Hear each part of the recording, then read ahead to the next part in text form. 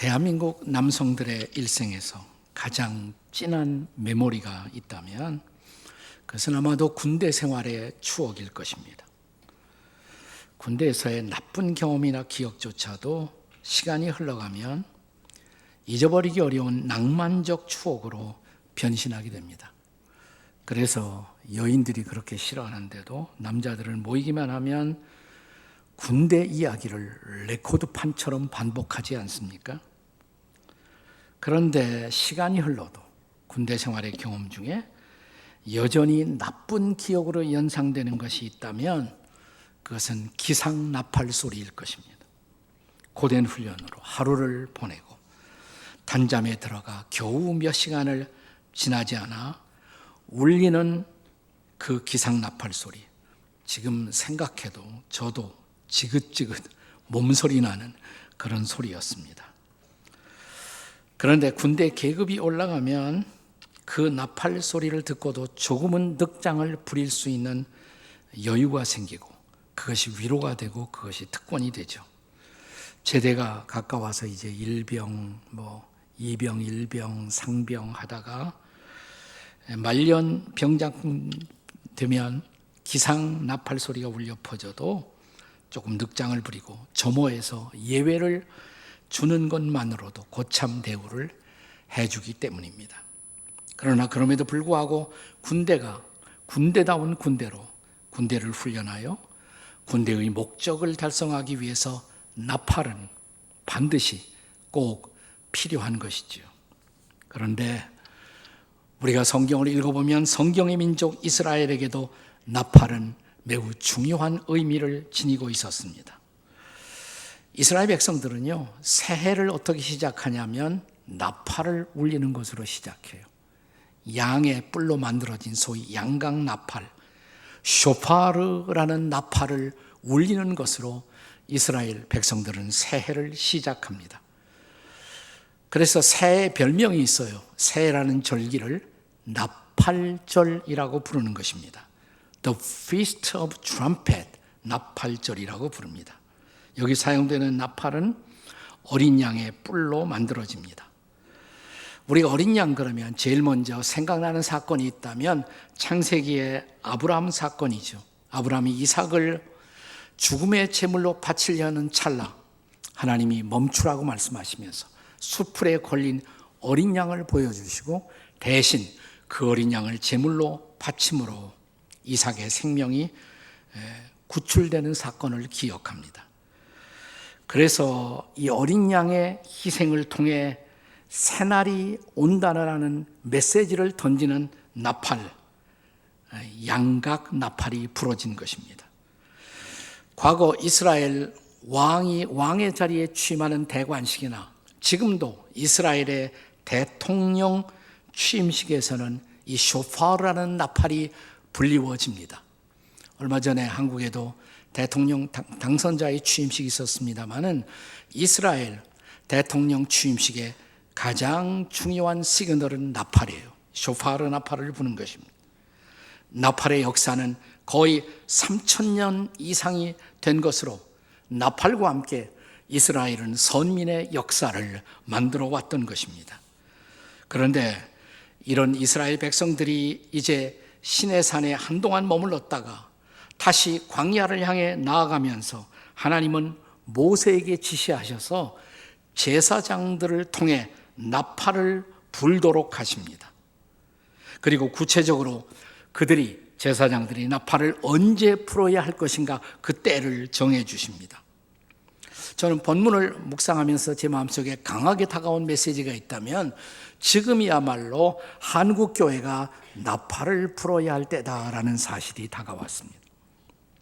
우리는 흔히 어떤 사람을 만나 상대방이 내가 듣기 싫은 소리를 할 때 보통 이렇게 말을 많이 했어요. 나발 불지 마. 이런 소리를 많이 했잖아요. 그런데 지금은 나발을 불어야 할 때입니다. 옆에 사람을 쳐다보고 나팔 붑시다. 한번 해보세요. 시작. 나발 붑시다. 이렇게. 네, 지금은 나팔을 오히려 불어야 합니다. 왜 지금 우리는 나팔을 불어야 할까요? 그 첫째 이유는 지금은 주의 백성들이 모여야 할 때입니다. 본문의 1절과 2절의 말씀을 함께 같이 읽도록 하겠습니다. 같이 읽습니다. 시작. 여호와께서 모세에게 말씀하여 이르시되 은나팔 둘을 만들되 두들겨 만들어서 그것으로 회중을 소집하며 진영을 출발하게 할 것이라.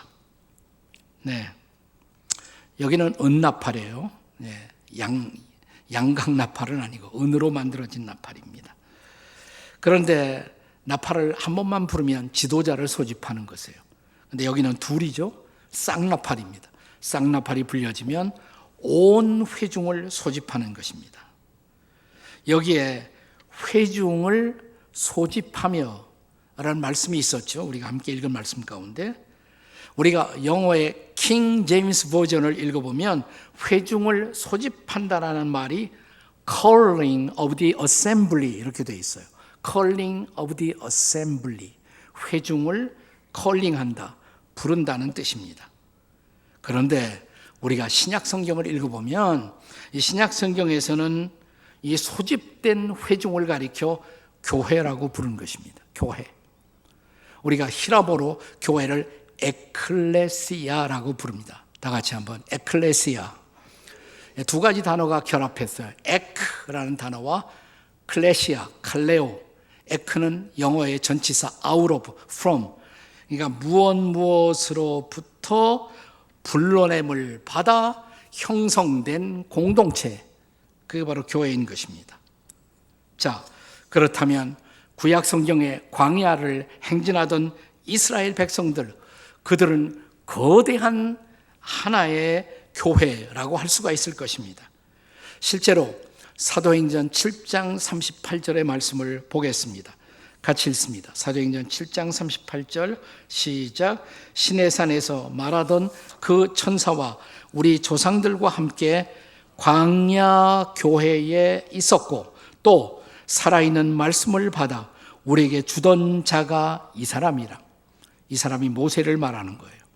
그러니까 모세에 의해서 이끌림을 받고 있었던 이스라엘 공동체를 가리켜 광야 교회 이렇게 불렀던 것입니다.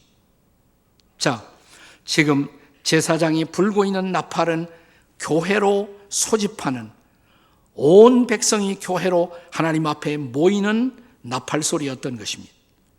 사랑하는 여러분, 지금이야말로 우리가 교회로 모이도록 소집 나팔을 불어야 할 때가 아니겠습니까?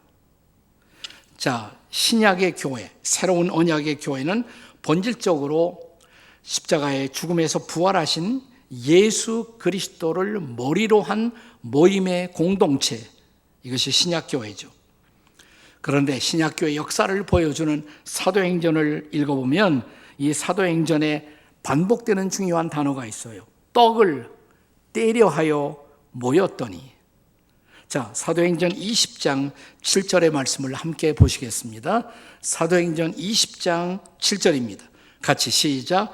그 주간의 첫날에 우리가 떡을 때려 하여 모였더니 바울이 이튿날 떠나고자 하여 그들에게 강론할새 말을 밤중까지 계속하며. 여기 떡을 때려 하여 모였더니 나오죠? 그러니까 이건 떡을 떼어서 나누어 먹기 위한 단순한 교제를 물론 의미할 수도 있습니다. 한 걸음 더 나가서 이것은 예수 그리스도의 몸을, 십자가에서 희생하신 그의 몸을 기념하기 위한 성찬을 목적으로 떡을 때려 하여 모였더니 라고 우리가 읽을 수도 있습니다. 그들은 함께 모여 성찬의 공동체로 그리스도의 희생을 기념했고, 말씀을 나누되 초대교회는 때로 오늘 본문의 말씀처럼 밤이 새도록 말씀을 나누었어요. 사랑하는 여러분, 이 성찬의 공동체 그리고 말씀의 공동체, 이런 교회의 모임이 소홀해진다면, 더 이상의 말씀이 가르쳐지지 않는다면, 그리고 함께 성도들의 교제함이 사라진다면 어떻게 주의 몸된 교회가 온 천하에 다니며 말씀을 선포할 수가 있겠습니까? 우리는 지나간 2년 반 동안 소위 팬데믹 시대, 코로나의 골짜기를 지나면서 상당히 교회 모임이 급속도로 약화된 것을 우리 모두 인정하지 않을 수가 없습니다. 물론 그와 같은 시대에도 온라인 예배를 통해서 성도의 교제가 유지되어 온 것은 참으로 감사한 일입니다.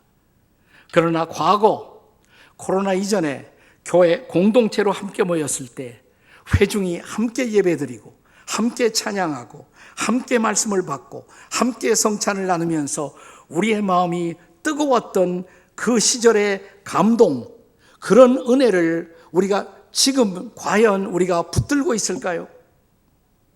그렇다면 이제야말로 저는 이 땅의 모든 교회들이 다시 진지하게 들어야 할 말씀이 있다면 그 말씀이 바로 히브리서 10장 24절, 25절의 말씀일 것이라고 생각을 합니다. 한번 같이 읽어요. 다 같이 시작. 서로 돌아보아 사랑과 선행을 격려하며 모이기를 폐하는 어떤 사람들의 습관과 같이 하지 말고 오직 권하여 그날이 가까움을 볼수록 더욱 그리하자. 모이기를 폐하는 사람들의 습관을 따르지 말라고.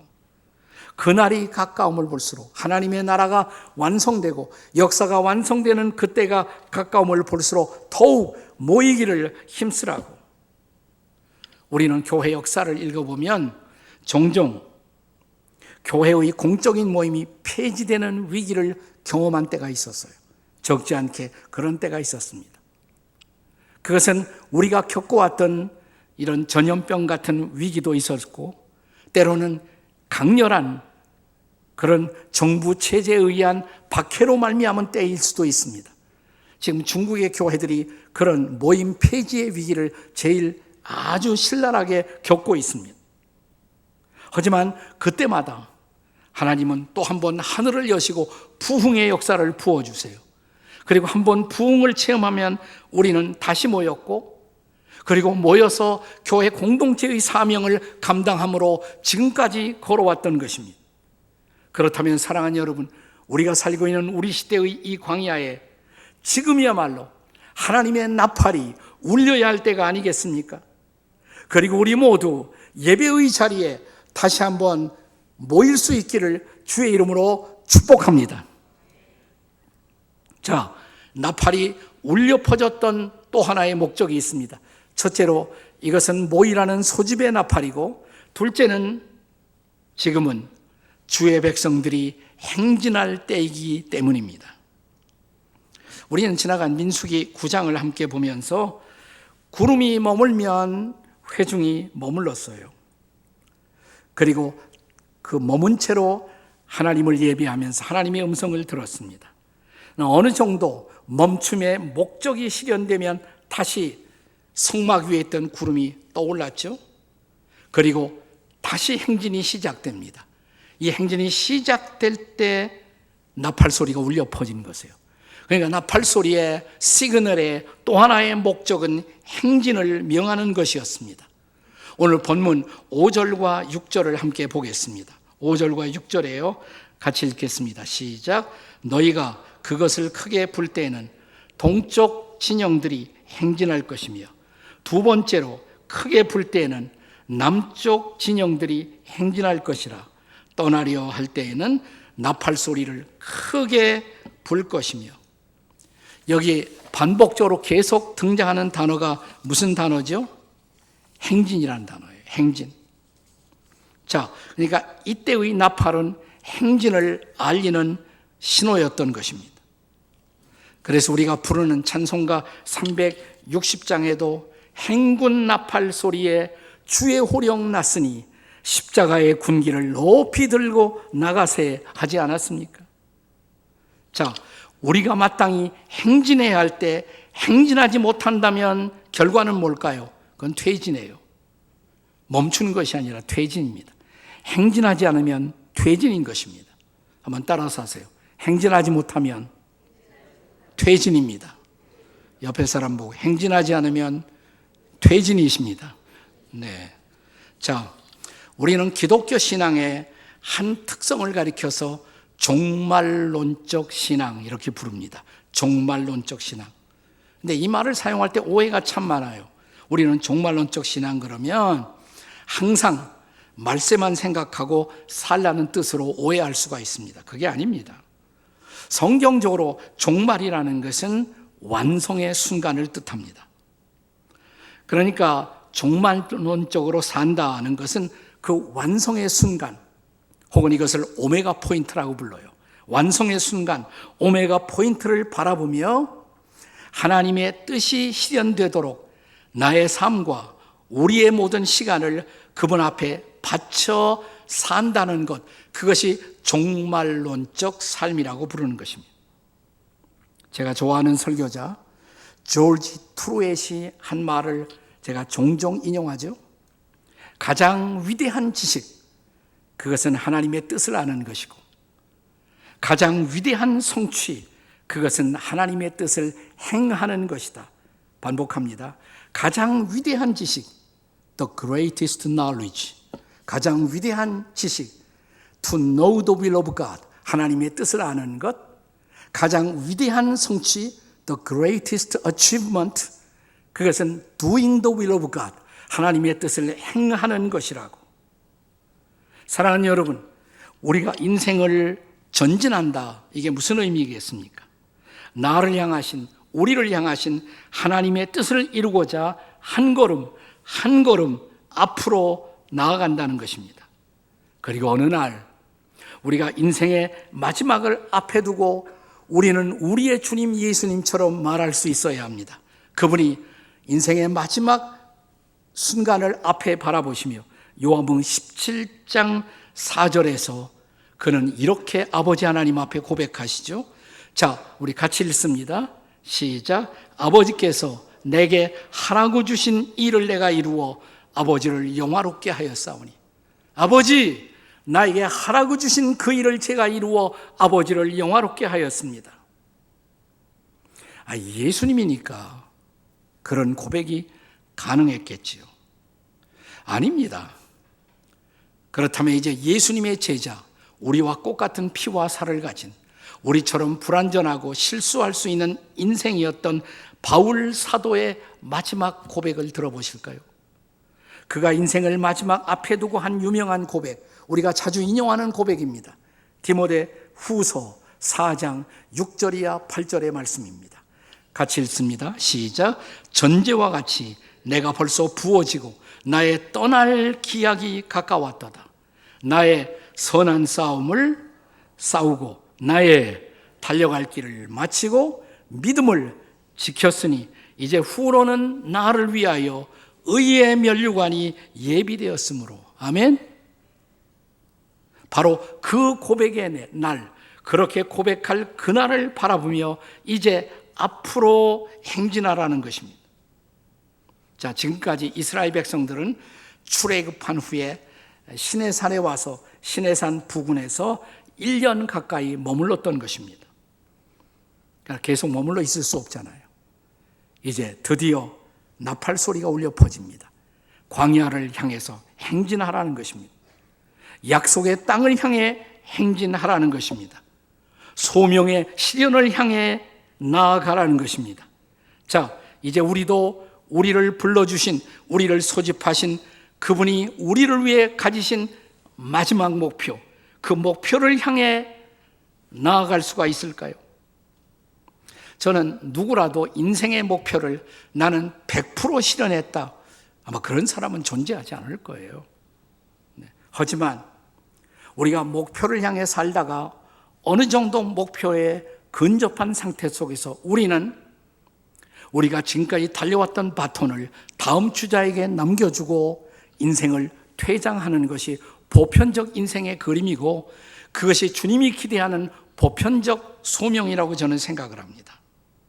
자, 그렇다면 이제 저와 여러분도 인생의 남은 날을 바라보며 남은 날의 소명을 바라보면서 이제 일어날 때가 되지 않았어요? 다시 전진할 때가 되지 않았습니까? 지나간 2년 반 조금은 위축된 시간을 살아오셨다면, 그리고 억지로라도 쉬는 인생을 살아왔다면 이제는 일어나 다시 소명을 향해, 아니 소명의 실현과 완성을 향해서 나아가야 할 행진의 차비를 차려야 하지 않겠습니까? 들어보십시오. 나팔 소리가 울리고 있지 않습니까? 지금은 나아가라고, 지금은 행진하라고, 이 소리 앞에 응답하는 저와 여러분이 되시기를 주의 이름으로 축원합니다. 자, 이 나팔이 울리는 또 하나의 목적이 있습니다. 세 번째로, 지금은 주의 백성들이 전쟁을 준비할 때입니다. 전쟁을 준비할 때. 본문에 보시면 광야로 나아가는 이스라엘 백성들이 나팔을 불어야 할 또 하나의 때가 적시되고 있습니다. 그것은 바로 우리를 위협하고 있는 적들과의 대결의 징조가 있을 때입니다. 본문의 9절의 말씀을 함께 읽겠습니다. 9절 같이 읽습니다. 시작. 또 너희 땅에서 너희가 자기를 압박하는 대적을 치러 나갈 때에는 나팔을 크게 불지니 그리하면 너희 하나님 여호와가 너희를 기억하고 너희를 너희 대적에서 구원하시리라. 아멘. 자, 이 광야에는 전쟁의 위협이 도사리고 있었고, 따라서 이 전쟁을 대비하는 것은 광야의 행진에 꼭 필요한 작업이었던 것입니다. 그러면 지금 우리가 살고 있는 이 시대에도 그런 전쟁의 위협이 있을까요? 물론이죠. 설명할 필요 없이 그동안 얼마 전에 있었던 저 아프간의 전쟁, 미얀마의 내전, 그리고 지금도 현재 진행형인 우크라이나와 러시아의 전쟁의 뉴스를 우리는 일상으로 접하며 살고 있지 않습니까? 그런데요, 저는 이런 전쟁보다도 더 중요한, 그리고 더 우리가 경성해서 깨어서 준비해야 할 또 하나의 거대한 전쟁의 위협을 상기시키고 싶습니다.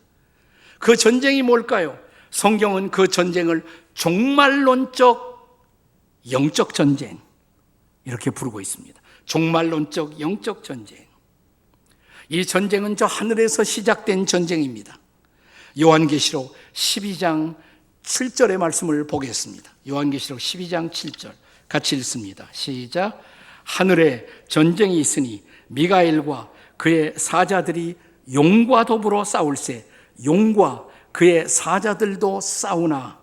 자, 이 편에 미가엘이 있어요. 미가엘은 선한 천사장이에요. 선한 천사. 미가엘과 그의 사자들, 그를 따르는 자들. 또 한편에는 용은 마귀를 말하는 것입니다. 사탄의 상징입니다.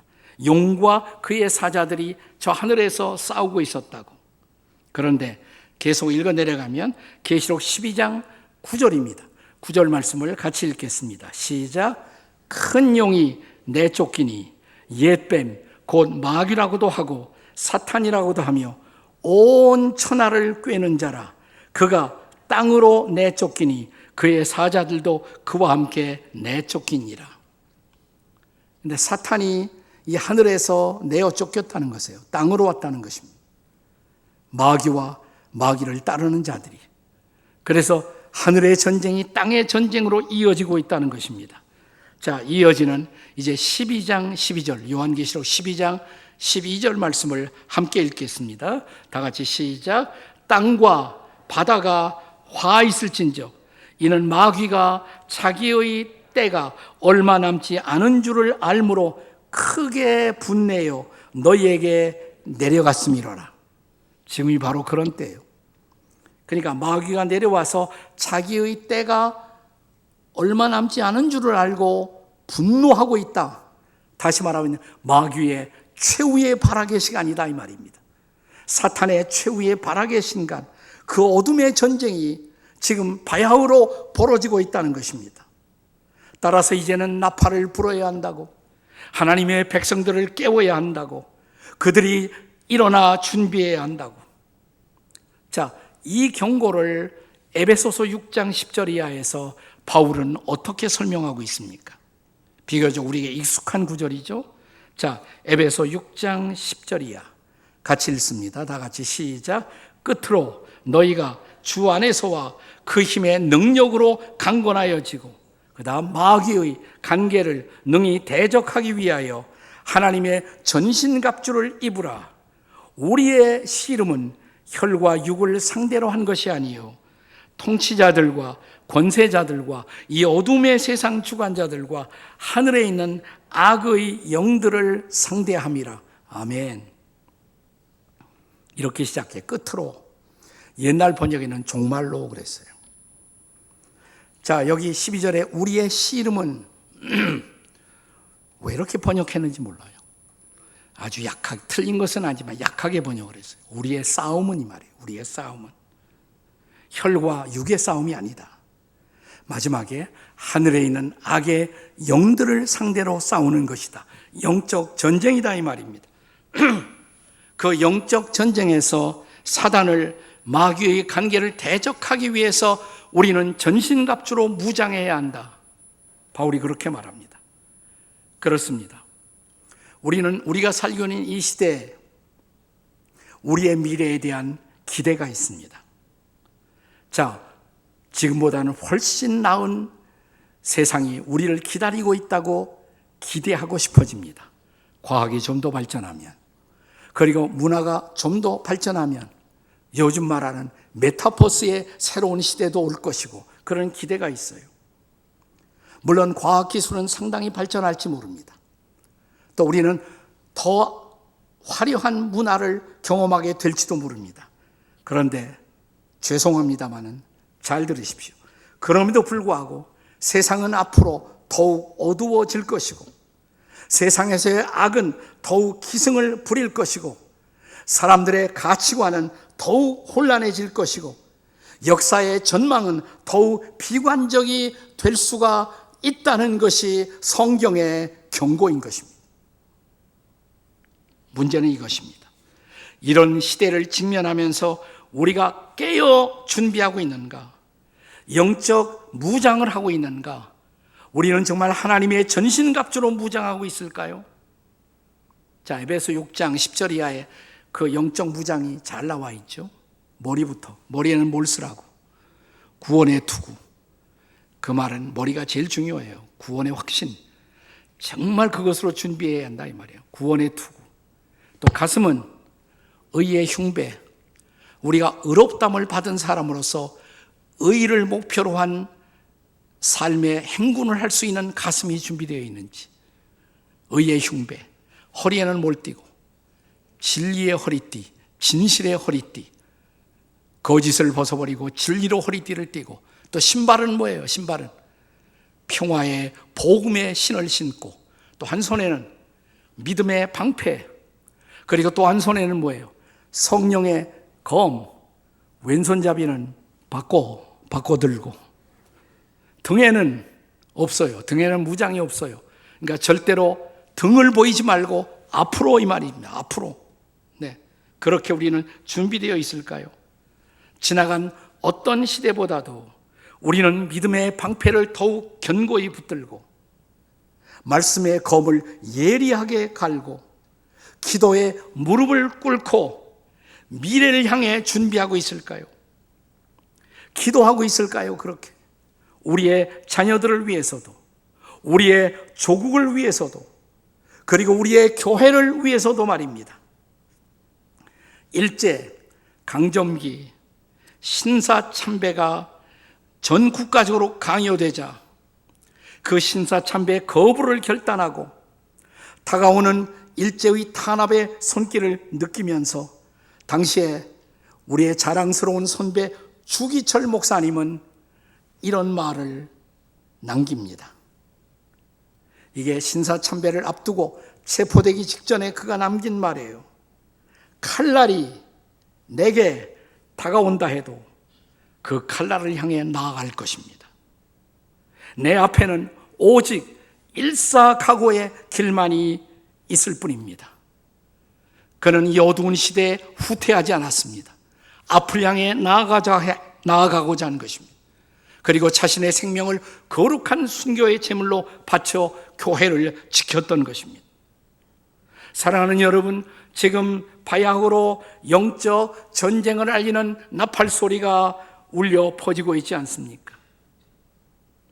과거에 미국에서 아주 하나님의 손에 존귀하게 쓰임을 받은 평신도 전도자 D.L. 무디, 많은 목사님들이 무디 목사님은 그러는데 무디 목사가 아니에요.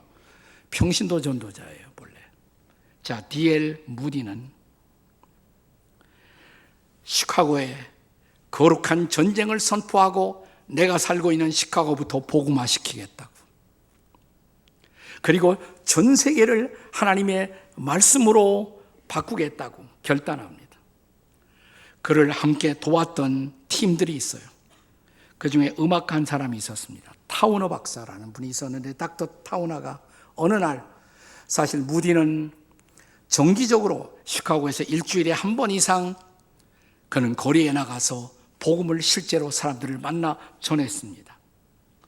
그 전도의 장으로 전도팀이 나아가기 전에 타우너 박사는 찬송을 하나 만듭니다. 그리고 그 찬송을 부르고 나아가자고. 그렇게 해서 불리워진 찬송이 바로 이 찬송이에요. 행군할 나팔 소리에 주의 호령 났으니 십자가의 군기 높이 들고 나가세. 선한 싸움 다 싸우고 의의 면류관 받아 쓸지라. 자, 우리가 그동안 2년 동안 여러 가지 노력은 했지만 마음대로 전도도 하지 못했습니다. 우리 교회에서 1년에 한 번씩 하는 블레싱, 도시를 복음화시키기 위한 전도대회, 금년에는 재개됩니다. 우리가 블레싱 제주를 선포하고 지금 준비하고 있죠. 제주. 여러분, 제주는 특별한 섬입니다. 이 땅에 복음이 들어오고 저 북녘 땅 평양에 최초의 신학교가 세워지고, 그리고 신학교에서 3년 후 최초의 졸업생 7명이 졸업해요. 7명의 목사 후보생이 졸업합니다. 그 중에 한 사람, 이기풍 목사님이 나는 해외로 가겠다. 그때 우리나라에서 볼 때 가장 가까운 해외가 어딜까요? 제주도예요, 제주도. 그래서 이기풍 목사님이 제주에 전도하기 위해서 선교사로 떠나신 거예요. 그래서 제주의 섬에 처음으로 복음이 전해집니다.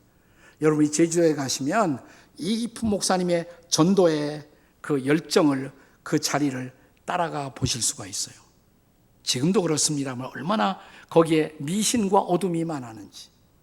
수많은 박해를 받으면서 제주 땅에 복음의 씨앗을 그분이 뿌렸던 것입니다. 이번 여름철에 우리가 가는데 최소한도 우리가 3,000명 가기를 목표로 하고 있다고 들었습니다. 3,000명.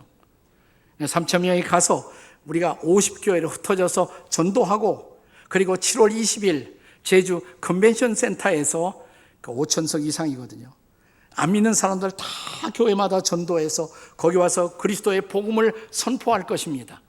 우리가 제주를 복음화시키는 이 가슴 벅찬 이 행진에, 그리고 이 놀라운 자리에 참여하기 위해서는 어떻게 해야 할까요?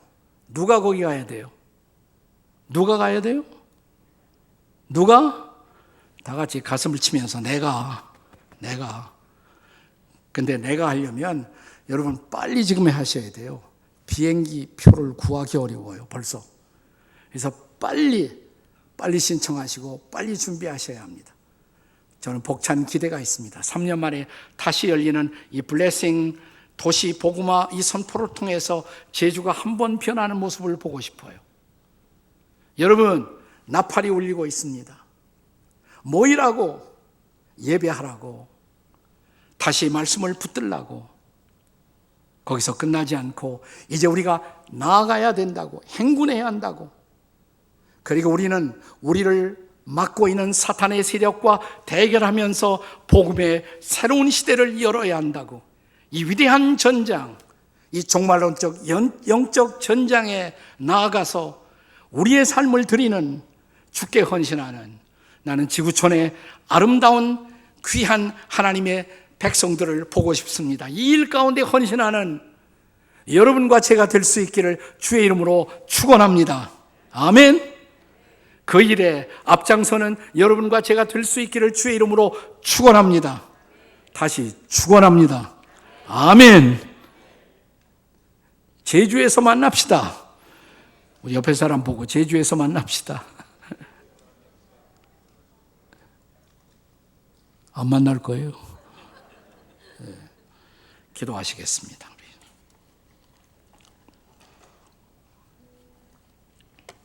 하나님, 그동안 2년 동안 여러 가지로 우리는 답답한 시간을 살아왔습니다. 물론 그럼에도 불구하고 우리에게 주신 은혜 적지 않았습니다. 그럼에도 불구하고 우리에게 주신 하나님의 손길과 인도를 기억합니다. 하지만 이제 우리는 다시 말씀을 붙들고 다시 기도의 무릎을 꿇고 다시 이 복음을 증거하기 위해서 저 광야로 나아가라는 주의 음성을 듣고 있습니다. 이 음성에 응답하는 당신의 백성들이 되게 해 주시옵소서. 우리의 가슴을 다시 뜨겁게 해주시고 이 전도의 행진에 다시 동참하게 하시고 하나님이 우리를 쓰시는 그 감격을 다시 경험하게 도와 주시옵소서. 우리 시대가 새로워지고 시대가 변하고 우리의 자녀들이 다시 복음의 영광을 보는 세대가 되게 해 주시옵소서. 예수님의 이름으로 기도합니다. 아멘.